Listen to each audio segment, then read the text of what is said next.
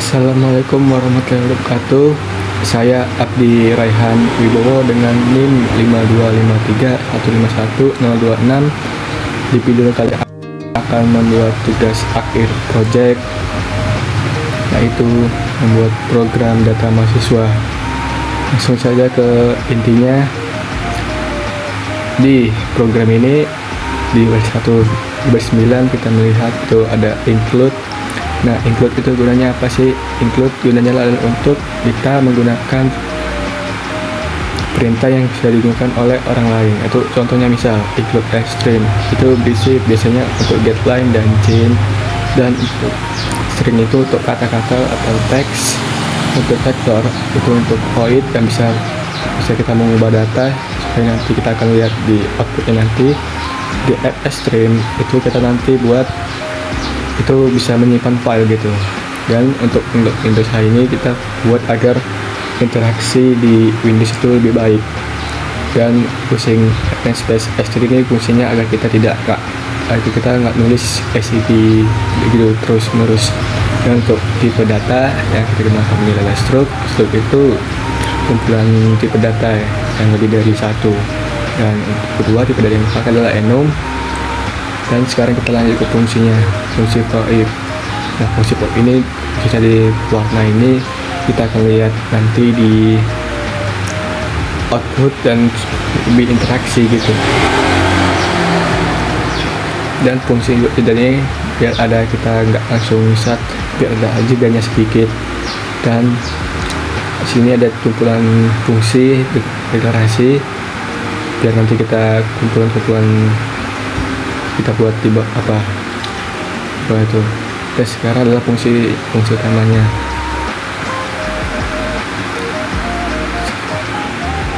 Di tema ini ada vektor dan mahasiswa.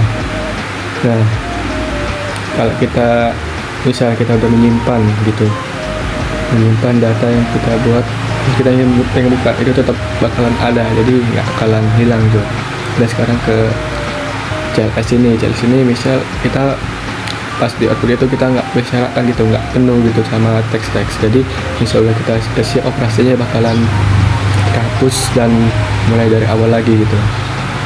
Dan nih kasus misal di case pertama ada mahasiswa, maka dia akan mengetik 1. Di case 2 dia akan menampilkan data mahasiswa sesuai dengan prinsip CRUD lah, yaitu di mana C itu create, R itu read, U itu update, dan D itu delete. Sini C1 itu read, case 2 itu read, case 3 itu update, dan case 4 itu delete. Dan di case 5 ini itu adalah fungsi untuk menghitung rata-rata IPK dari mahasiswa yang ada. Oke.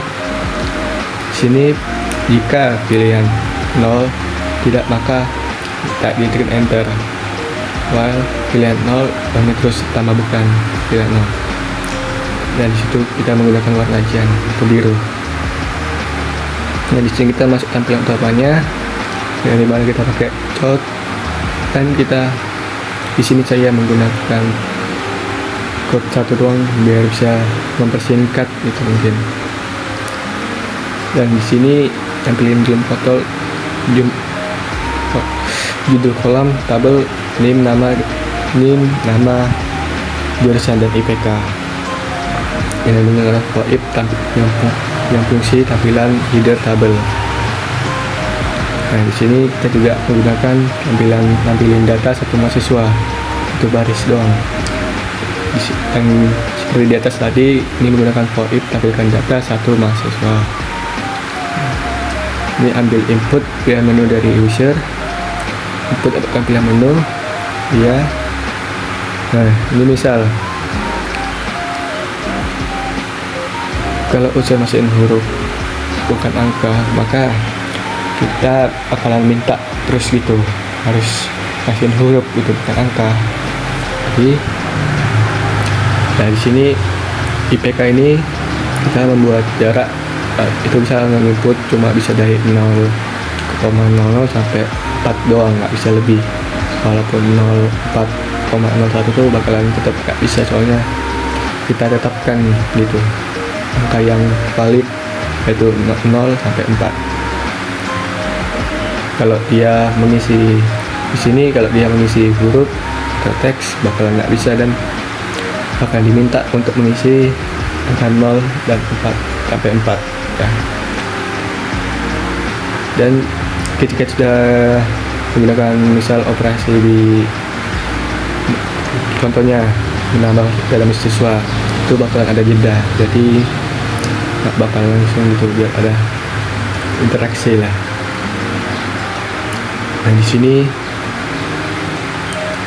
fungsi nambah data mahasiswa baru itu yang seperti yang di atas tadi ya. Di sini misal ada nilainya sama, dia bakal dicek dulu, jadi nggak bakalan langsung keluar gitu. Dan biasanya saat saya mengetes program sebelumnya, saya lihat nggak pakai ini, dia langsung 2 gitu. Terus untuk pertama ya, DB itu database kita, biar misal ya ini menambahkan fitur sedikit, yaitu menyimpan ke bentuk file txt. Nah, ketika data txt itu masih ada, maka pas kita ngerun di sini masih bahkan juga ada. Jadi kalau mau kita hapuslah di sini. Ini ya, ini deh. Seperti di baris 245 sampai 254. Itu tampilin semua data yang ada di database. Dengan menggunakan fungsi void, tampilkan semua data.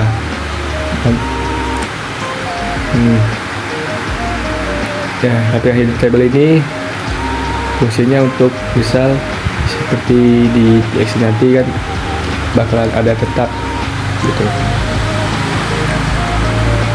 Dan fungsi ubah data misalnya nim seperti cerut di sini kita melakukan update. Jadi di sini kita bisa bebas mengubah sesuai dengan nim. Dan jika ini sama, maka akan dilakukan cek ulang lagi seperti yang saya bilang tadi. Ketika database kosong, maka akan data yang akan diubah. Sini dapat kita temukan di baris 276, masukkan nim data yang akan diubah, maka di sini kita cari berdasarkan nim. Kalau misal datanya ditemukan di dalam database, maka datanya dapat diubah gitu. Kalau tidak ada, maka akan berakhir programnya. Nah, di sini akan diminta nama baru, tulisan baru, dan apakah IPK-nya berubah gitu. Kalau misalnya ingin berubah, maka kita ketik Y. Kalau tidak, maka ketikkan seperti dan ini kalau yang terus dilihat di sini sampai 229 kita menggunakan di CRUD itu adalah delete, itu kita menghapus data mahasiswa. Penjelasan ini juga sama seperti yang kita mau mengubah. Konfirmasi yes, kalau tidak maka dan ini juga mengatur rata-rata IPK, yaitu dengan prinsip CRPD, yaitu update. Salah, ini cuma fitur doang. Terakhir di sini delete. Nice. Untuk rata-rata IPK, di sini kita akan, jika kalau tidak ada maka nggak akan bisa gitu. Jadi minimal kita ada 2 lah. Jadi bisa kita menghitung rata-rata. 1 pun juga bisa, cuma kurang gitu. Minimal 2 agar kita bisa menghitung rata-rata IPK dari seluruh mahasiswa yang ada di database. Nah, untuk menulis semua data ini kita misal ini seperti kita ingin menyimpan ke data mahasiswa .txt itu, kalau kita sudah berhasil kita keluar. Kalau kita mengakhiri programnya, maka akan langsung tersimpan ke dalam data underscore mahasiswa.txt. Di situ langsung muncul nanti. Nah, consider dulu, baca dari file dan masukkan ke vektor. Ada biarin aja.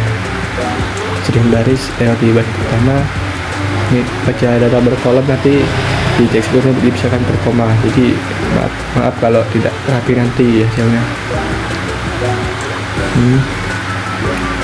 nih pasul button ada seperti ini, balikin posisi atau indeks kayak gitu nih, balik ini satu ya, dan langsung kita akan coba outputnya. Nah, di sini yang saya bilang, saya menggunakan data enum buat warna ini biar lebih interaksi sedikit dan seperti yang diminta di Shipda harus interaktif. Langsung kita coba yang pertama, tanggal data mahasiswa. Nah, di sini diminta menambahkan NIM. Saya akan menambahkan NIM saya.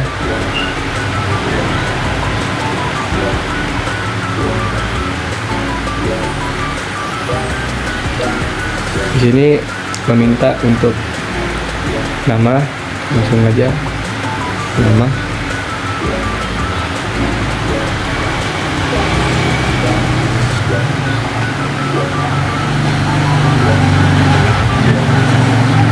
Ini jurusan saya.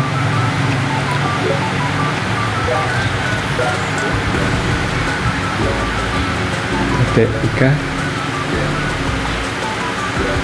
Walaupun sebenarnya sih jurusan pendidikan teknik elektro, prodi TIK ya, ya TIK saja. IPK mungkin targetnya mungkin. Nah.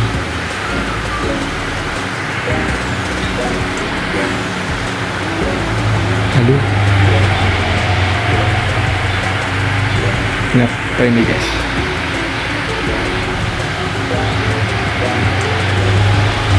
Keyboardnya anjir.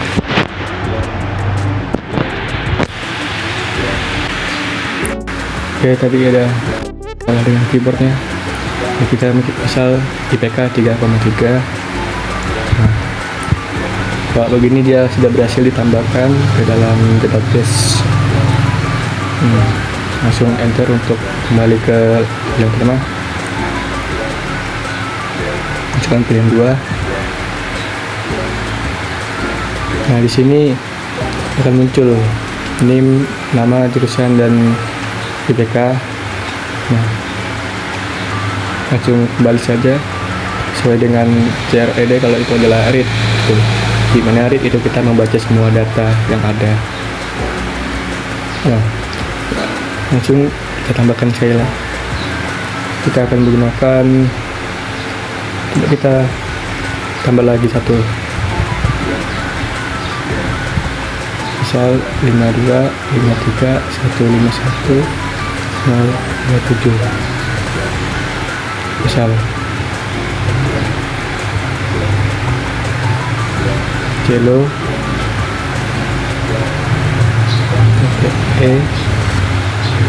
IPK dia 3, kenapa ini?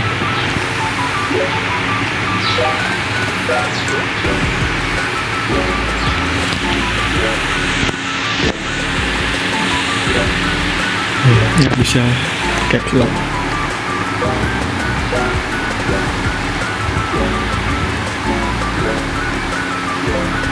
Nah, kita lihat lagi. Nah, sini ada 2. Lalu kita akan coba untuk mengubah nomor 3. Kita masukkan yang kedua itu Celo 5253 02. Nama baru misal Cela, misal TIK ya. Di sini ya kecil ya, kalau ingin besar nggak akan, soalnya di program itu saya buat itu Y-nya kecil, jadi kalau Y-nya besar nggak akan kebaca gitu. Sengaja IPK misal 3,8. Oke, kita lihat. Nah, bakalan berubah deh guys. Yang awalnya Celo Oh, kenapa guys? Celo lagi cela sekarang. Oke, balik. Sekarang kita akan menggunakan yang nomor 4, yaitu hapus.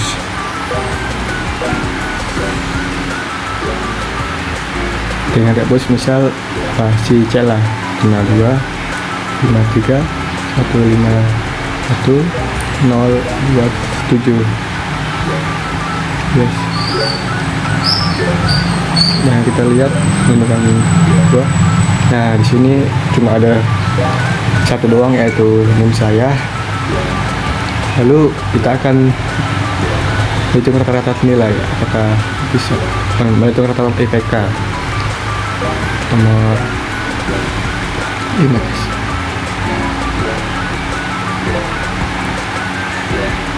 Nah, ini pas ya, kita cuma satu mahasiswa, jadi cuma yang bisa kita tuh cuma 3,30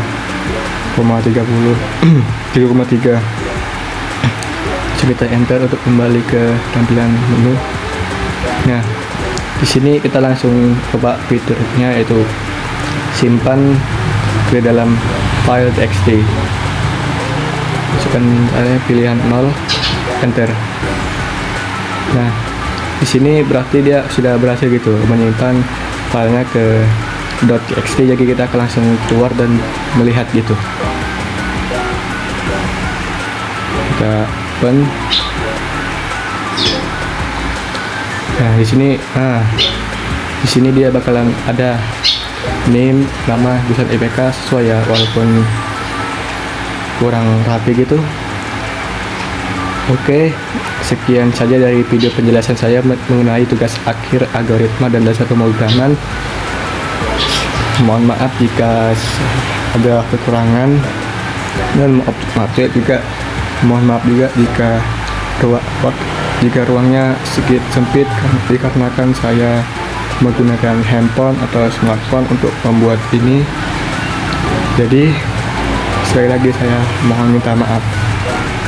Terima kasih, semoga jumpa di lain waktu.